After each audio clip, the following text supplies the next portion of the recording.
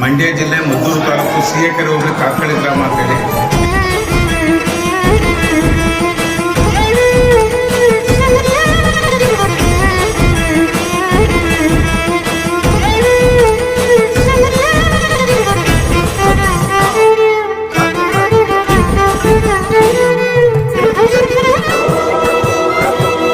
Shri Basaveshwara ಪುಣ್ಯಕ್ಷೇತ್ರ.